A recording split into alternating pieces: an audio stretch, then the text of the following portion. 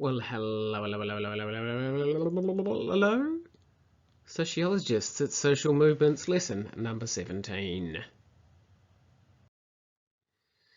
Our learning goals for today are you're going to know about the strategies used specifically by environmental movements. So environmental movements have typically, in the modern times, developed a really interesting and unique set of strategies, and we'll look at them.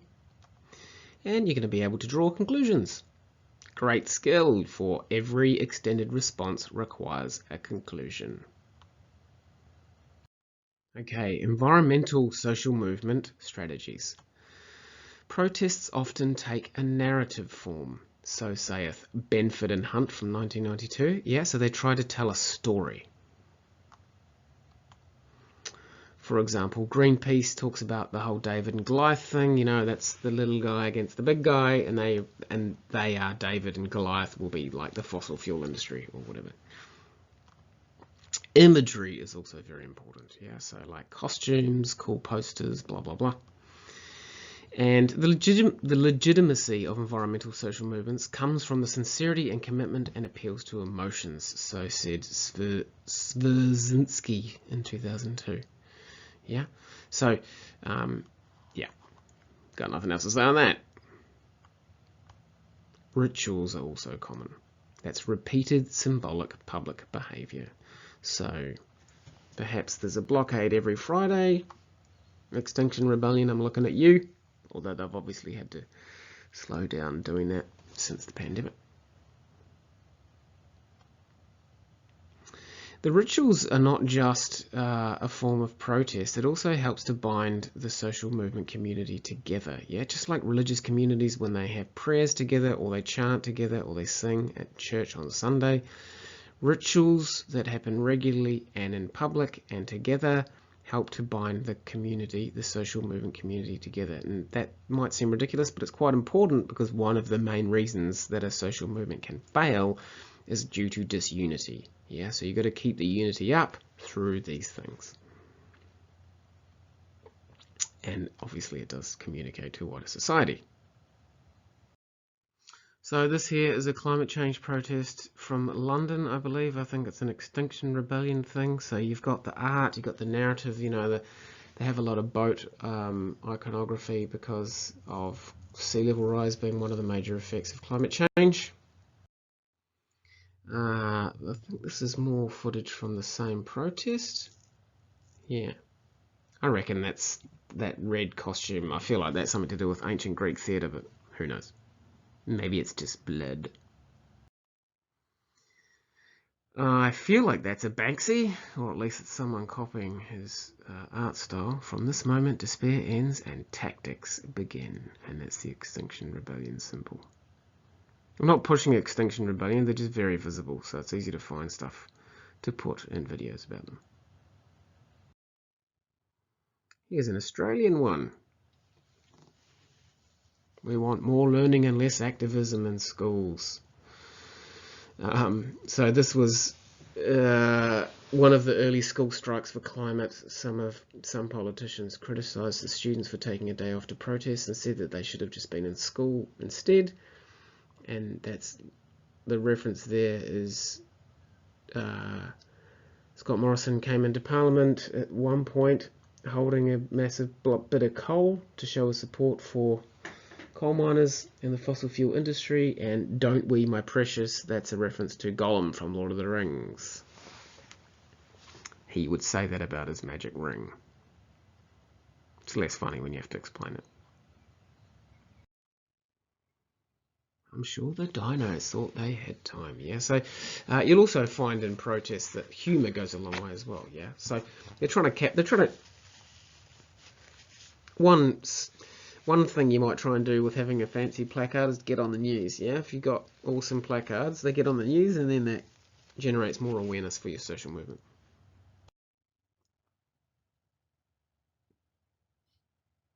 Whoa, awesome.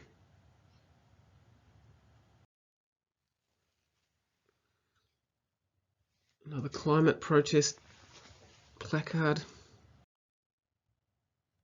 This is from the school strike for climate. There was school strikes for climate all around the world. Started, if you remember, from Greta Thunberg, the Swedish teenager who had a one-person strike out the front of the Swedish Parliament, and then within a year she won the Nobel Peace Prize, and there was massive protests all around the world.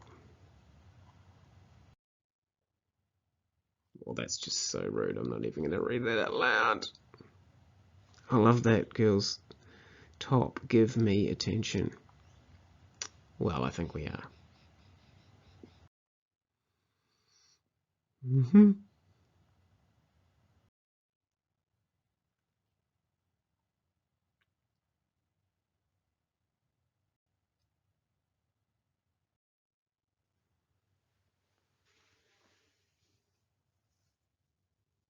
Good times.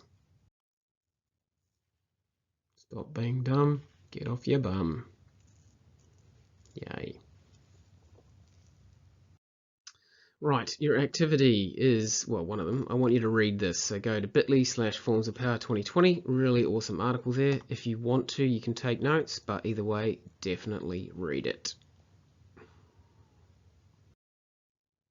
The other activity, as promised, is about drawing conclusions. So I want you to answer "so what" to these questions. Social movements often use social media nowadays. So what? Environmental movements try and use art and narrative in their campaigns. So what? Most social movements fail. So what? Social changes can be reversed. So what? There you go. So you've got to answer the so what about those questions. There's a fifth one. People think they're changing the world by changing their profile pic on social media. So what? There you go. So answer those 5 so whats. Let's check out a video called The Power of Art in Social Movements. I think it's another TED Talk.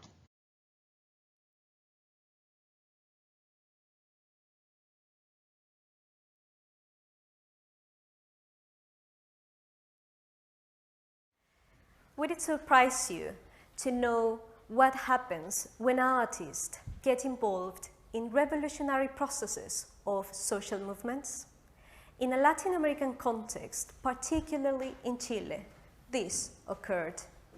Between 2011 and 2013, Chilean students from both secondary and higher educational level started a series of protests to change the educational system nationwide.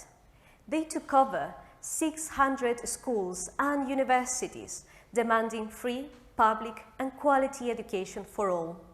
During these events, students across the country developed several art interventions in public spaces to convey these demands.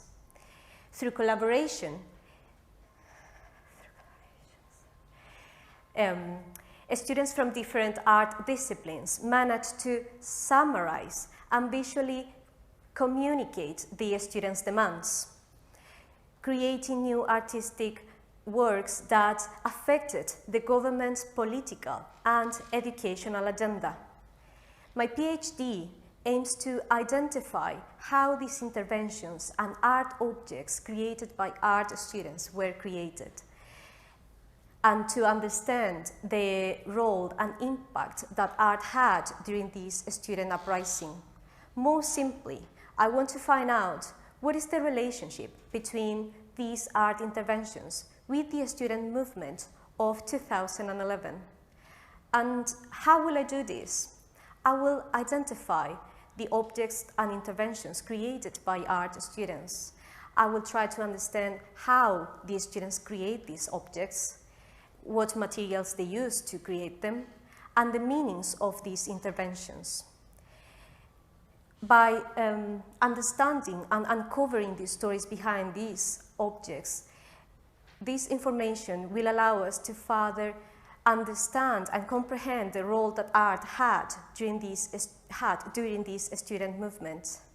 Researching the Chilean case will allow us also to further explore the relationships between art production and social movements, to the debate on art and politics, and broadly to contribute to the fields of cultural studies, sociology, and anthropology. Because now, more than ever, when our world is moving so fast, we need social changes, and we need the power of art to change our world. Thank you.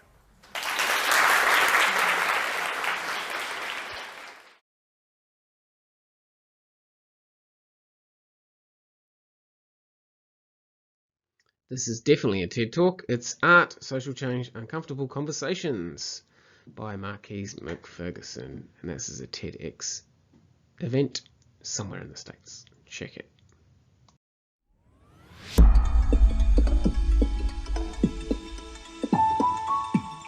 I have a problem. Or better yet, my wife thinks I have a problem. She thinks I have what you would call an obsession. And it all started when I bought a pair of sunglasses. And I saw the sunglasses, and the sunglasses saw me. And I said, my God, you're beautiful, amazing, wonderful. It was the most magical moment I have ever had in a gas station. Don't judge me. You don't know my life. And my wife was saying, Marquise, you're spending an awful lot of time with these sunglasses lately.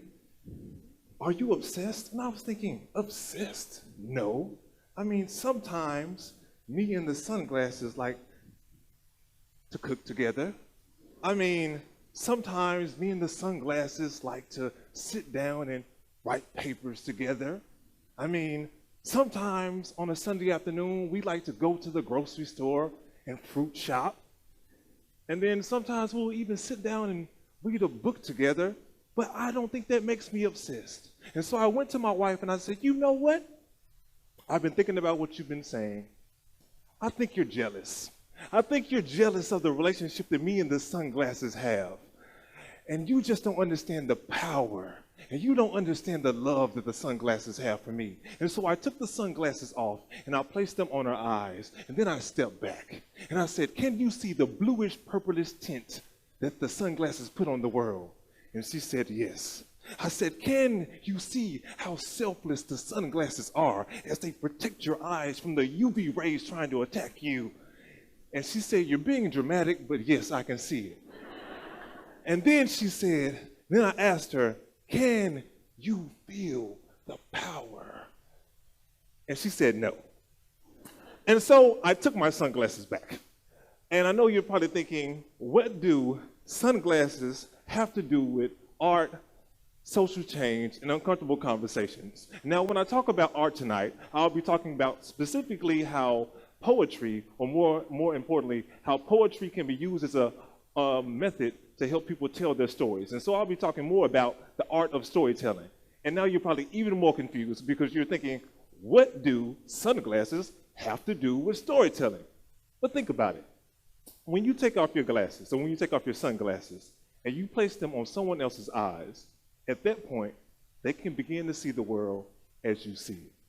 And when you tell your story to someone, and they begin to listen, at that point, they can begin to see the world as you see it, and they can begin to see things from your perspective. And so they can begin to see things as you see them. And so now I want to talk about how I use storytelling to help a group of young men tell their stories and create social change and have some uncomfortable conversations. And so meet Evan, Alex, and Joseph. In 2014, I embarked on a poetic journey with these three young men. And my goal as the poetry coach was to help them tell their story through poetry. And they wanted to tell their experience, or talk about their experience of growing up being Asian American in the Southern United States. And we would tell their story through poetry. And for me, I was so excited about this experience because in all my years of teaching, and all my years of working in middle schools, and all my years of working in high schools, and all my years of working in multiple colleges, this was one of the few times I had a chance to work with students to help them tell their story.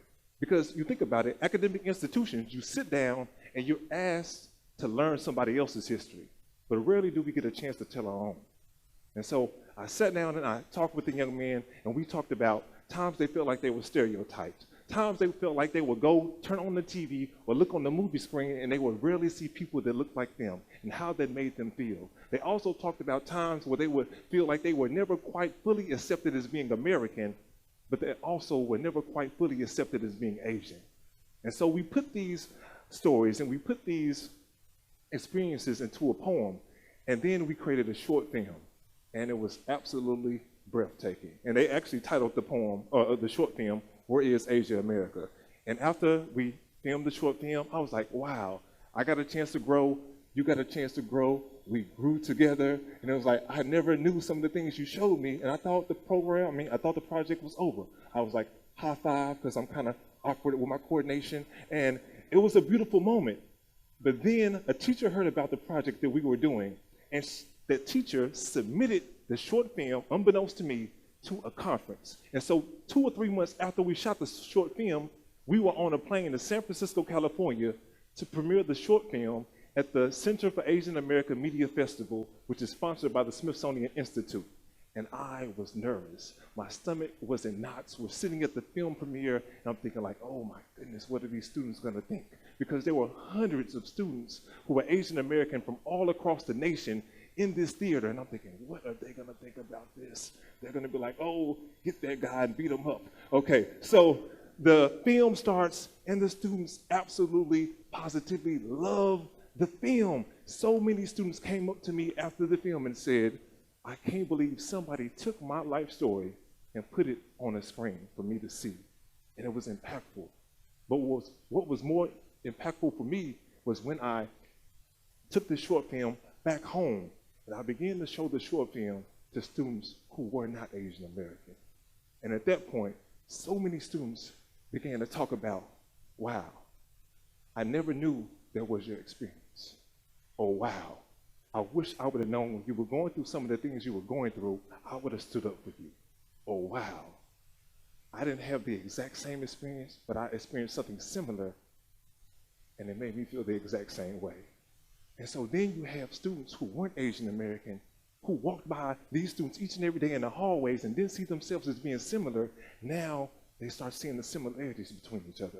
And now they're building this cross-cultural consciousness. And now they're starting to understand the plight of the students they walk by each and every day in the hallways, but before this time never understood and never took the time to talk to. And that was absolutely breathtaking. And so I'm thinking, at this point in time, I've talked about the project, and you're thinking, okay, so what is the grand takeaway? What can we learn from this? For me, I think we have to challenge what is by challenging the idea that talking about race has to be an uncomfortable conversation.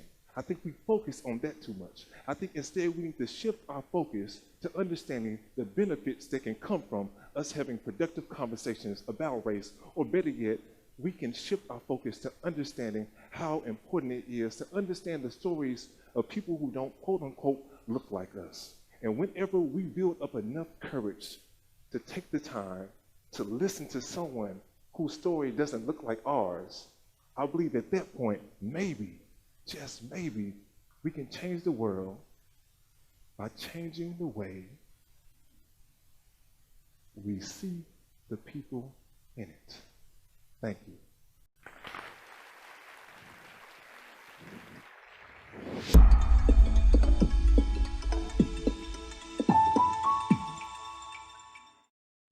Your reflection activity today is a fairly simple one. It's a think, puzzle, explore. So thinking about environmental social movements. I think, complete that sentence. I am puzzled by, complete that sentence. And I want to explore, blah, blah, blah, blah, blah, more. So fill in the dots. Yeah! Homework. Read the pages. Please make sure you're always doing that. The notes are a summary of what's in there, and it's assumed that you read it. If you just write down the notes but don't read the textbook, it's going to be a problem. Right. A little bit of art. I want you to pick a social movement you're interested in and create a banner or placard that you could hold up if you were going on a march or a protest for that cause. There you go. Might be the first fun homework activity I've ever set you. Yay. Thanks heaps for getting stuck in. Always keep it real.